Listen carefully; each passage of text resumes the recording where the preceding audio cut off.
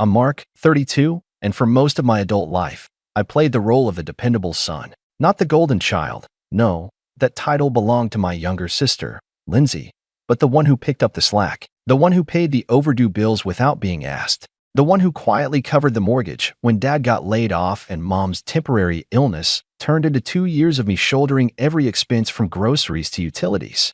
I didn't complain. I didn't make speeches. I just helped because that's what I thought family meant: loyalty, sacrifice, showing up even when no one claps for you. I never noticed how one-sided it was until a few months ago. It was a Thursday, ordinary, like most days when something big happens and you don't know it yet. I'd just gotten home from work, still in my dress shirt, microwaving leftovers, when my phone buzzed. It was a message from my cousin Amy. Just a simple, "Hey, sorry to hear about the will." That's brutal. I stared at it for a second, not understanding. What will? A second later, she sent a blurry photo of some paperwork. My dad's handwriting. My mom's signature. I scrolled through it slowly, my fingers suddenly cold. It was real. My parents had finalized their will a few weeks earlier, without telling me, and every last thing they owned, from the house I helped keep from foreclosure to the small lake cottage my grandfather built, had been left to Lindsay. My name wasn't even mentioned. Not a single word. Not even a token gesture like Mark receives the bookshelf he built as a teen. Nothing.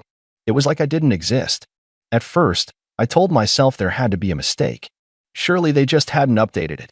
Or maybe they assumed Lindsay would share things with me. I called. No answer. I texted my mom. "Hey, can we talk for a second?" Read. No reply. That whole night, I paced my apartment.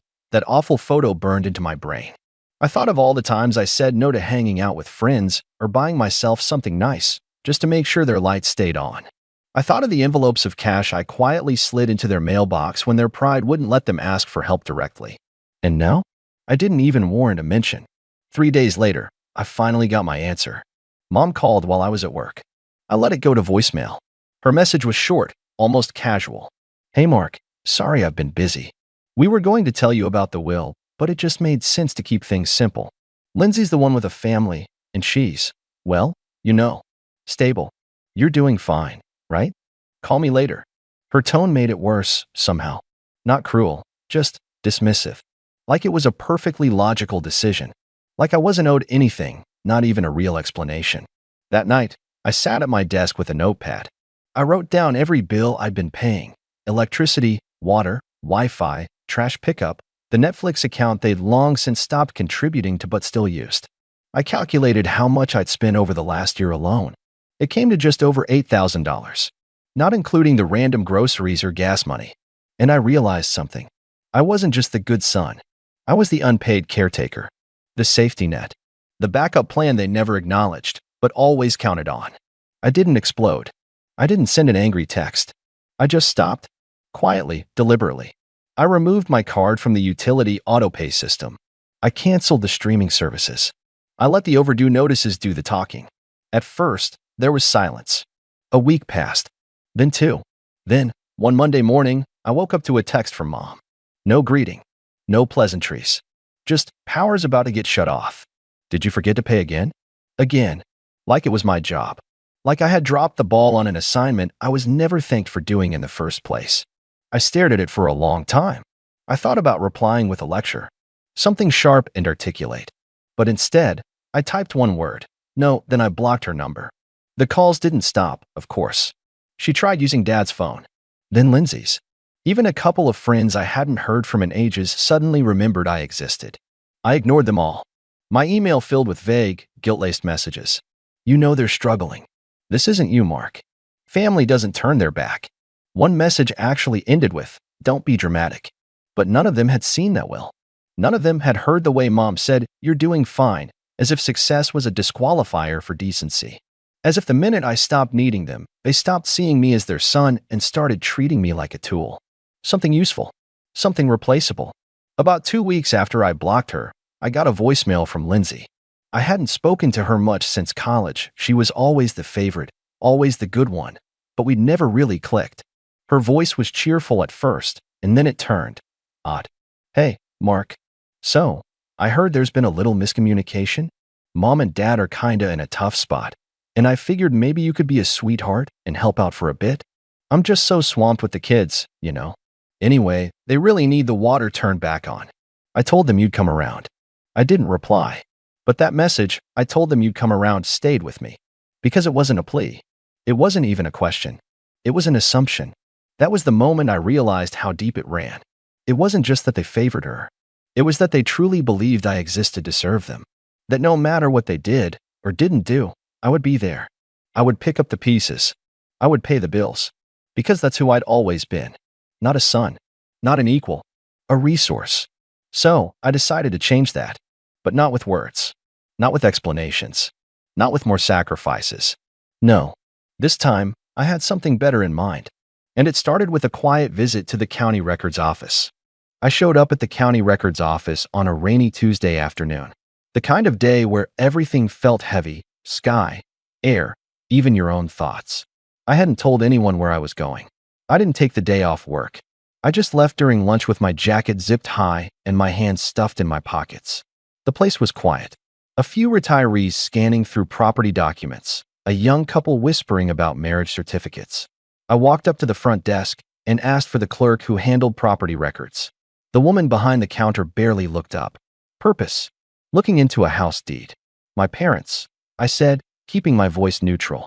She handed me a request form. Address. I wrote it out carefully. The house I'd helped save 3 separate times. The same one I'd mowed the lawn for in my 20s when Dad threw his back out. The one I'd painted, power washed, and winterized when they couldn't afford maintenance. The house they'd now left entirely to Lindsay. No caveat. No mention of shared ownership. No thank you. 10 minutes later, she handed me the file. Their mortgage had been refinanced twice in the last 6 years. The remaining balance wasn't massive, but it wasn't tiny either. And there it was in black and white. My name wasn't listed anywhere on the deed. Not even as a beneficiary. Just my parents, and a line stating it would pass to Lindsay upon both their deaths. I stared at that sentence for a while, then folded the file and slid it back across the counter. I didn't need a copy. I didn't need proof. I just needed clarity. On the way back to the office, I stopped at the bank. I wasn't sure what compelled me to do it right then, but something in me wanted to finish the clean break. Lindsay and I had shared an old joint account from when we briefly tried to launch a business together. She'd begged me to keep it open in case we ever gave it another shot. I'd left it with just a few $100s in it, forgotten. But when I checked the transaction history, I nearly laughed. For the last 6 months, she'd been quietly transferring that money into her personal account. Small amounts, $25 here, $40 there. As if I wouldn't notice. As if I wouldn't care. I emptied the account, closed it, and flagged the activity. Not to get her in trouble, just to send a quiet message. I'm not your safety net. Then came the real step. A conversation I had been avoiding for a long time. I called a lawyer. Not the kind of flashy, billboard-type lawyer with a grin that made your skin crawl. A quiet, middle-aged woman named Teresa who came highly recommended by a colleague. We sat in her office over cups of lukewarm coffee while I laid everything out. The will, the bills, the years of financial support with no paper trail. I'm not looking to sue them, I clarified. I just want to protect myself. Legally, financially, emotionally. She nodded slowly. There's a lot we can do.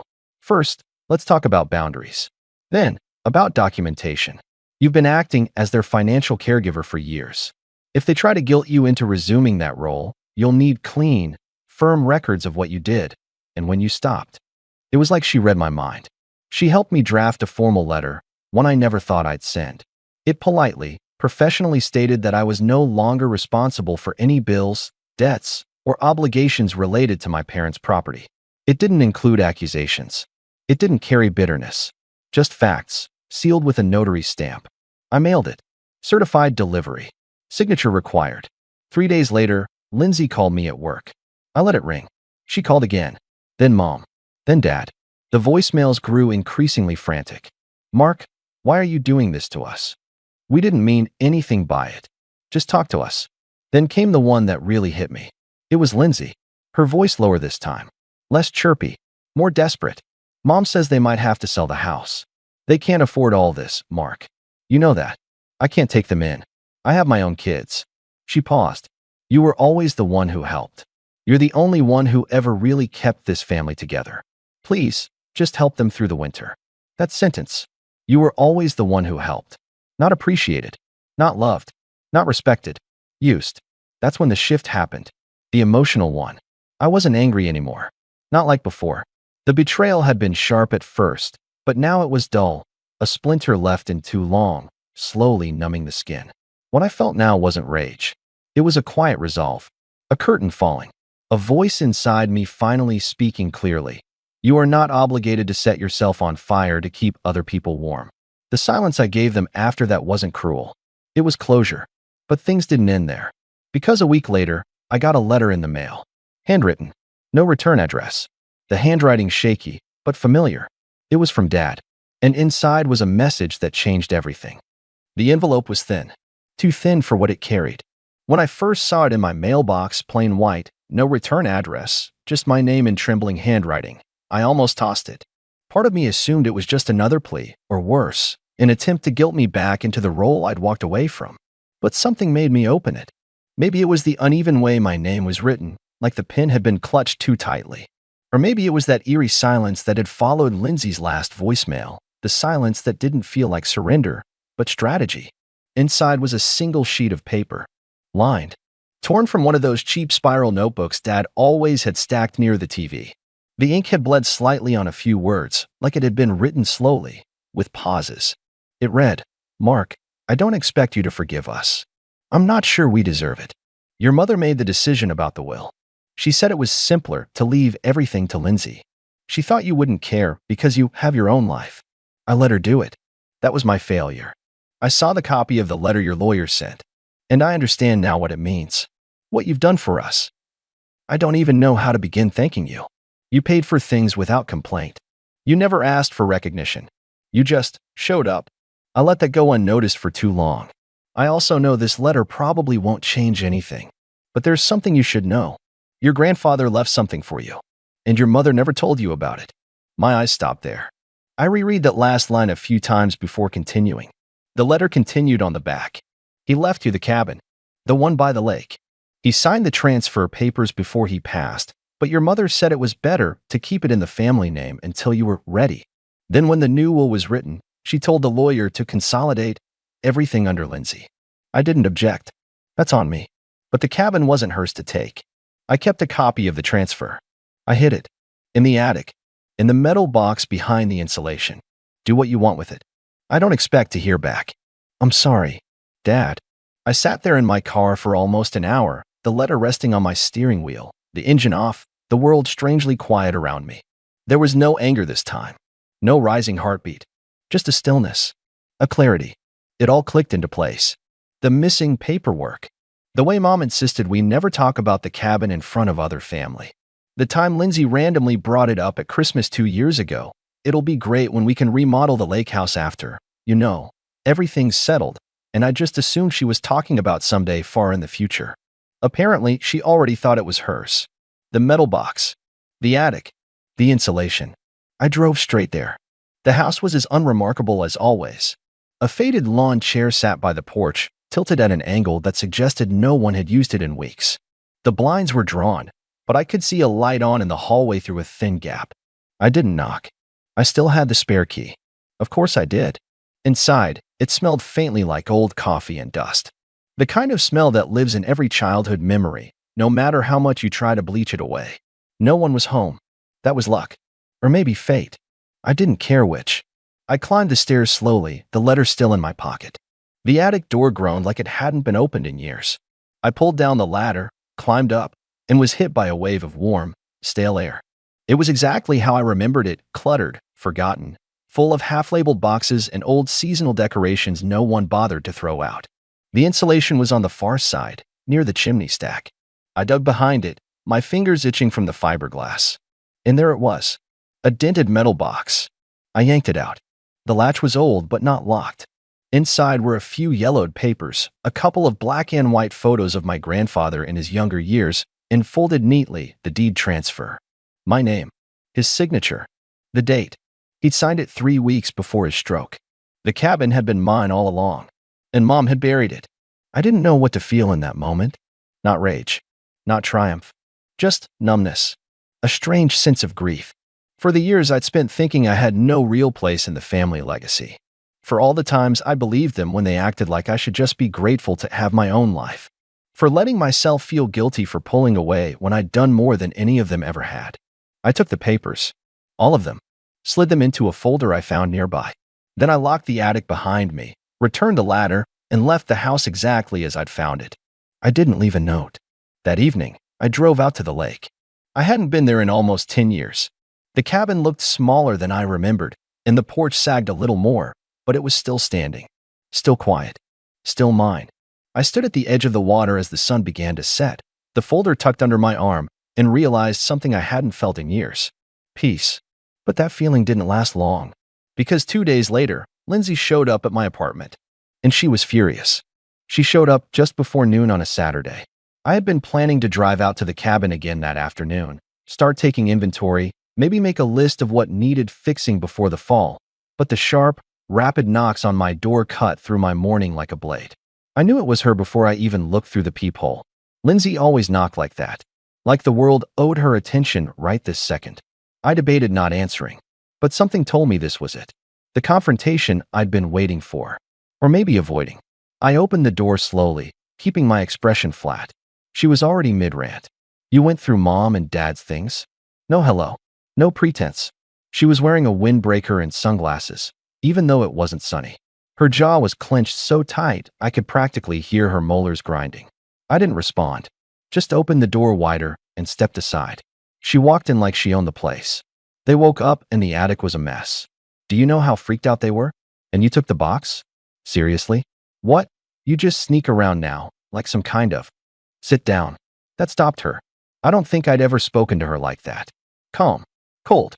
Not angry, just done. She blinked. Excuse me. I said sit down. To my surprise, she did. Mostly, I think, because I wasn't reacting. And Lindsay thrived on reaction. I grabbed the folder from the kitchen counter, set it down on the table between us, slid it toward her. Take a look. She opened it like she expected to find a prank inside. Her eyes scanned the deed transfer. Then again. Silence stretched out. Finally, she said, "That's not. This doesn't. It was supposed to be part of the estate." It wasn't. But Mom said. Yeah, Mom says a lot of things. Her head jerked up. I leaned forward, hands clasped. Grandpa left me the cabin. He signed it over before he passed. And Mom kept it hidden. You rewrote the will with her, didn't you? Helped her simplify it. Lindsay didn't respond, but her jaw twitched again. You thought I'd never find out. Just like with the bank account. The slow siphoning. You thought I'd never check. You didn't care about the cabin, she snapped. You never even went up there. You moved out, started your fancy job, left us all behind. You mean, I built a life. She scoffed, crossing her arms. You always act like you're some martyr. Like you did everything. Newsflash, Mark, we all struggled. You think it's easy raising 2 kids on a teacher's salary? You think it's easy being the one mom and dad lean on emotionally? I stared at her. Emotionally? Lindsay, I paid their mortgage. I covered their utility bills. I gave up vacations, holidays, time with my friends, for years, to make sure they didn't lose that house. And what did I get in return? She didn't answer. I didn't need her to. I stood up and walked over to my desk drawer, pulled out a second letter, the one from the lawyer, and laid it beside the deed. You're not getting the cabin. You're not getting a dime of anything I paid for. And Mom and Dad, they're adults. If they want help, they can ask me like adults. But that part of my life, the part where I let everyone treat me like the backup plan, is over. Lindsay opened her mouth, but I cut her off. No more. You don't get to show up and demand anything from me, especially not something that was stolen. She sat in silence for a moment, her hands fidgeting with the edge of the folder. Then, quietly, they're scared, you know. I nodded. They should be. They might lose the house. Ironic. Her voice cracked. Mark, come on. I know we weren't close growing up, but we're still family. Were we? She blinked again. Hard. Like she was actually surprised I said that. I continued, my voice even. I was good enough when you needed money. When Mom needed someone to pay the credit card. When Dad needed a ride to the hospital. But when it came time to write down names on a piece of paper that actually meant something, suddenly I didn't exist. You're overreacting. No, I said firmly. You're underestimating how much I was willing to do, and how little you all thought it was worth. She stood up, folder still in her hand. So what? You're just cutting everyone off. I already have. You're just late to the realization. The room felt heavy after that. She lingered for a second longer, as if waiting for me to say something that would soften it. Something that would let her off the hook. But I didn't. She walked out without another word. The click of the door behind her was the most peaceful sound I'd heard in weeks. A month passed. I heard through a mutual acquaintance that Mom and Dad tried to refinance the house again and were denied. Something about a missed payment and an old account closure flagging the system. They were considering selling, downsizing into something smaller. They didn't reach out. I didn't offer. Lindsay sent a single text. One sentence, "You really went through with it." I didn't reply. Instead, I spent that weekend at the cabin. I'd brought tools, sandpaper, a paint roller, supplies from the hardware store. Fixing it up was slow, quiet, healing. Every squeaky floorboard I tightened, every crooked door I realigned. It all felt like reclaiming something that had been taken, not just from me, but about me. Control, self-worth, peace. I hung Grandpa's old fishing rod back on the wall above the fireplace. I found an old photo of him and me from when I was maybe 8, holding up 2 tiny sunfish like we'd caught whales. I framed it. By the time autumn came, the leaves around the lake turned gold, and the air smelled like pine and wood smoke. I realized something. I didn't miss them. Not the way I thought I would. Because what I'd really mourned all this time wasn't my family. It was the idea of what family was supposed to be. Loyal, supportive, loving. And now? Now I was building something of my own. Not with guilt, not with obligation, but with choice. And that, I realized, was worth more than any inheritance they could have left me.